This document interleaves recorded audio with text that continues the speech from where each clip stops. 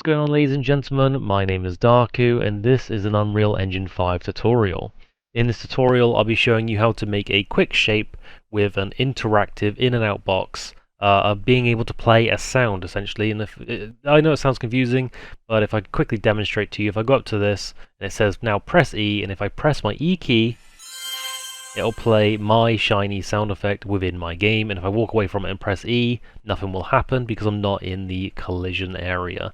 If I go here, you can see the text pop up and it'll allow me to press it again if I want to.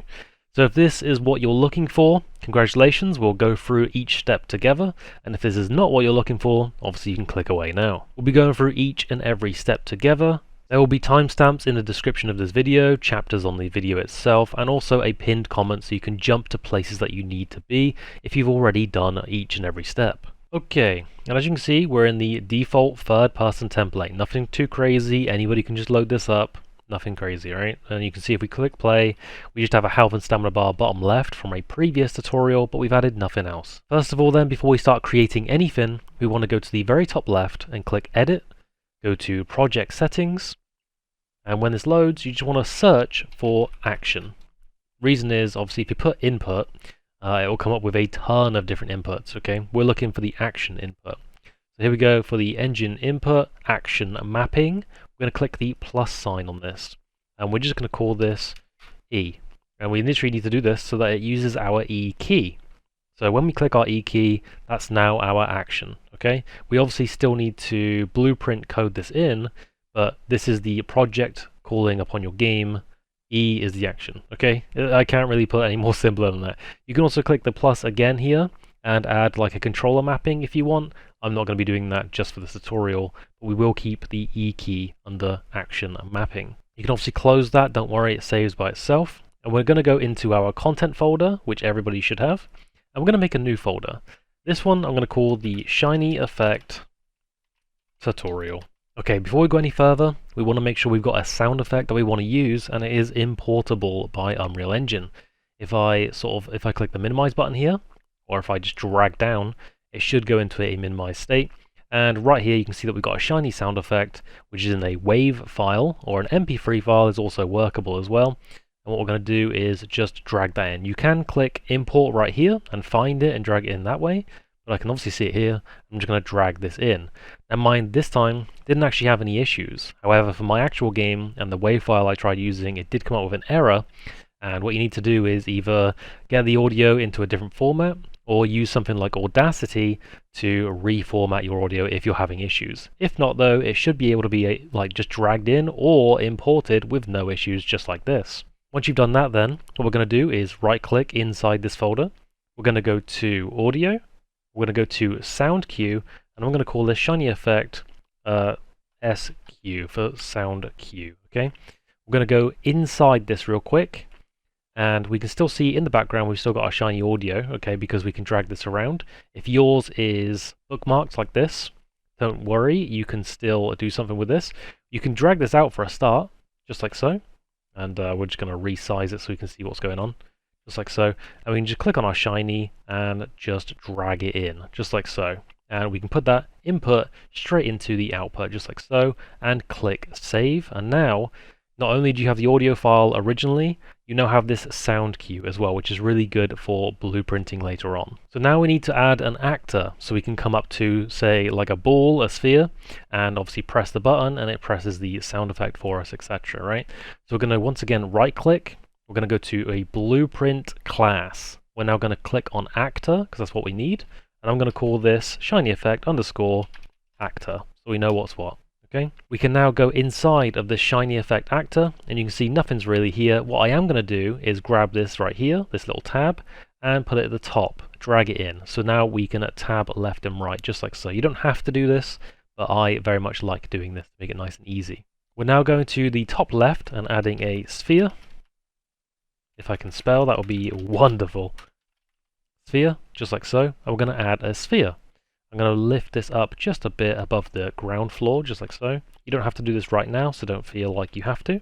After the sphere then, we want to add a sphere collision.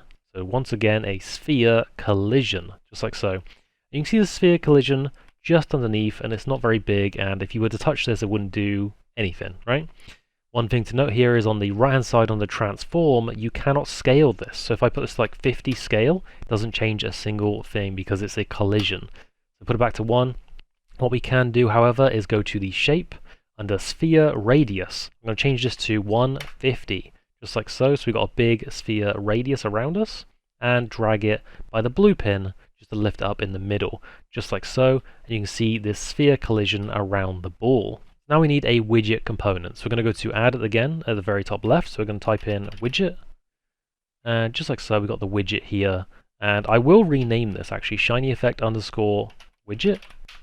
Just like so, and I will do this as well for the other ones. The collision sphere, we're going to call this the col sphere. And sphere can just be left, to be honest with you. I mean, we can rename it just so we know. There we go. So we've got the sphere, we've got the collision sphere, we've got the widget for the shiny effect, okay? Okay, perfect. So now we've got the nice little setup. We're going to compile, we're going to save, and we're going to go back to the main project, just like so. What we're going to do from here then, right in our folder, we're going to right click, we're going to go to user interface, we're going to go to widget blueprint. Don't worry about all the classes, we're going to use the common user widget at the very top, click on that, and I'm going to call this shiny effect widget BP. So just like so, shiny effect widget BP, and we can go inside the widget BP just like so, and it's once again tabbed at the top, just like the actor, just like our map. What we're going to do then when we're inside the widget, we're going to search up text, if I can type once again, and we're going to go for the common text, okay? Nothing else, not editable text, not text box. We're going to go for the normal text. We're going to drag this in, just like so, and at the very top right, I'm going to type in what I did on my game, which was press, oops, oh my goodness, I cannot type today, press E. So we can press enter, and now it says press E because we've put it in this text up here. Now you can go down to font. Yours might be minimized by default, but you can go down to font, click the arrow, so it brings it down. I'm going to change the size to 50, as 50 is a good little rate there. And not too far down after that, under the justification, we're going to go for the align text center, so it's nice centered in the middle. We can now compile and save. Okay, now that you've done that, we don't actually need this any longer. We can actually close this. Completely up to you. Sometimes I like to just keep them open just in case I need them. So I will be doing that just in case I make a mistake. But now we're going to go back to the actor, okay? Now we're going to find the widget. So we've got the shiny effect widget right here. And we're going to look for a widget class, which is, you know, somewhere. I mean, instead of just doing that, you can just type it in. But we can find it very easily if we go, oh, here we go. User interface, widget class. I'm going to type down on this. I'm going to type in what it was. So mine was the shiny effect widget BP. That's what I named mine. So we're going to go ahead and press that, and you can see that it's in our little graph here, our little viewport. What I'm going to do is just bring that down just a tiny bit because that's very high up. I'm going to once again compile and save. Under rendering, because we haven't gone up too high, you can on the visible, you want to turn this off. Now if you're at the top, don't worry, you can type in VIS as in visible. So if you click this visible tick true off, you can see that it's gone away, but that's perfectly fine. That's exactly what we want, because when you're coming up to this as a player, you don't want to just see the press E from miles away. You want to see the press E when you're in the radius, right? So we're going to turn this off for now. I'm going to quickly compile and save, what I like to do as I go each step. Okay, what we're going to do now then is get our player reference and then start doing the event graph. So at the very bottom left into the variables, we're going to click new variable. We're going to go for, we're going to underscore it, so shiny effect player ref is what we're going to call it. Don't worry about what kind of type it is right this second. At the very top right on details, make sure your visible is, you know, deleted so you can see everything rather than just what visible says. What we're going to do is on the variable type, we're going to be grabbing our character BP. So for me, I'll be using the third person, so we'll type in third person. You can see object types, we've got BP third person character. Not game mode, by the way, but the character. So yours might be different depending on, you know, your own game. But if you're using the BP third person character, you want to grab the object reference, just like so. Okay, so here's what we're going to do. We're going to go back to our shiny effect collision sphere, just like so. And we're going to scroll down to the events. And the on component begin overlap, we're going to click this plus button, just like so. And it has taken us to the event graph. Have no fear, you've still got your construction script here, you've still got your viewpoint here as well, and you've also got your tabs.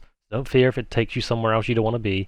We've got our event graph here, no worries. Once again, back to the shiny effect collision sphere, and on component end overlap, we want to click the plus on that one as well. So you'll see these two. Don't worry about these ones up here, we won't be using those, but we've at least got these two for now. I'm going to quickly separate them and do one by one.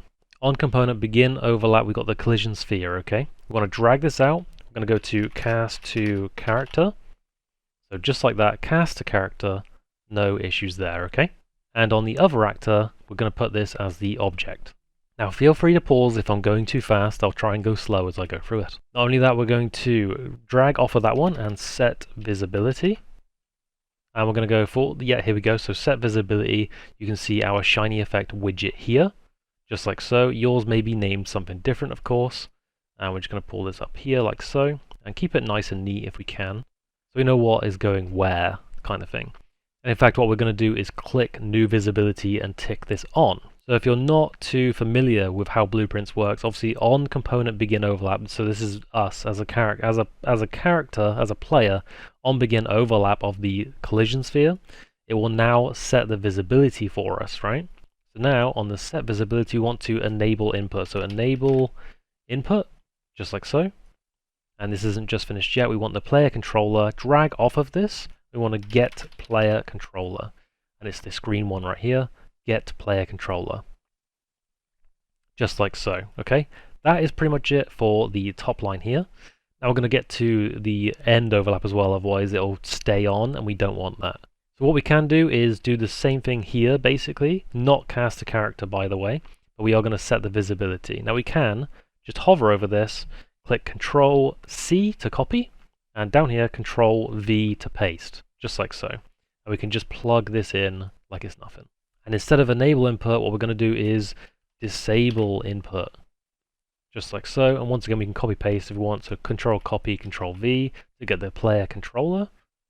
And we're just going to plug that into the player controller, just like so. So that's it for just that little bit there for the text mainly. Now we're going to right click underneath and we're going to go for action. A little bit action please. We're going to scroll up and you can see that input, action events, and our E key, where we made the E key our action key at the very beginning, right? I'm going to grab this and we're going to do if pressed, add audio component.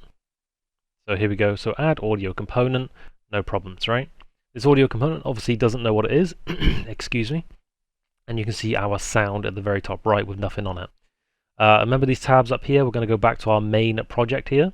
We're going to click on our, excuse me, my goodness, our shiny effect SQ, right? So that's our sound cue. We're going to just click on it once, don't go into it, just click on it. We're going to go to our shiny effect thing, again our actor, into the event graph. And whilst we're on add audio component, we can click this little arrow here, which is use selected asset from content browser. So now you've got the shiny effect SQ in here as your sound. We can now compile this, make sure there's no errors. We can now save, we can go back to the project. Okay, I forgot some key things, right? Okay, so you can see if I got to it, I can press E. If I walk away, press E is still up. And it also doesn't play the sound effect. I forgot some key things, but don't worry, you don't have to redo anything. It's just some quick fixes, so we're going to fix that right now. So within our the ball effect, basically, the reason why it doesn't go away is because on the on component end overlap, I left new visibility ticked because I copy pasted it from here when I was showing you how to copy paste. Just untick that, compile, and save. Nothing you need to change for this, don't fear. One of the key things I actually forgot about though, and I did it completely wrong right at the start, was the projects end. So go back to edit at the top left. Go back to project settings and we're going to type in action. Once you see action, obviously we've got E, but this isn't actually how you do it. What I want to do is call this interact, okay, just like so, and you can click this down arrow and now you can see your keyboard. So now I'm going to go E and try and find that on the keyboard. So here we go, on the keyboard right here we can see that E is right here, so keyboard E, just like so. All good, okay? That was my mistake earlier. I just put E here thinking that would do it. That doesn't do it, okay? So now we should be able to save. We're going to quickly check inside shiny actor thing, input action E. What I'm going to do, just to be safe, I'm going to get rid of that real quick and just type in once again action and scroll all the way up.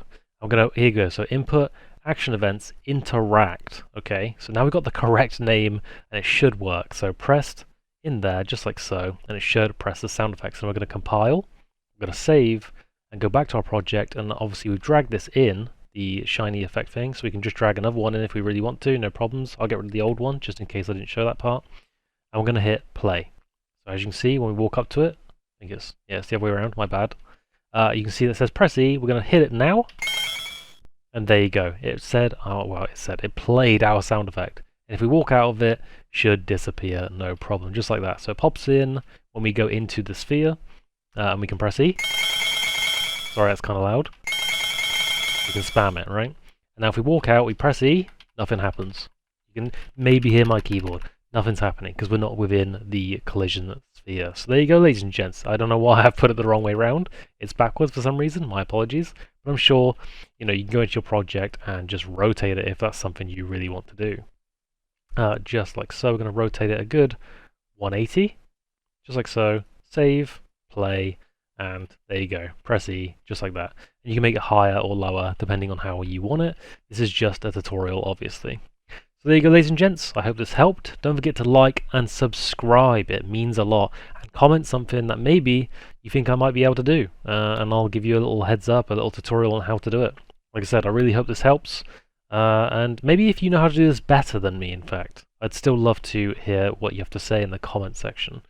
Anyways, much love. Join the Discord if you haven't already. We can have discussions. We talk about all kinds of stuff, play all kinds of games. And yeah, I'll see you guys on another video. See ya!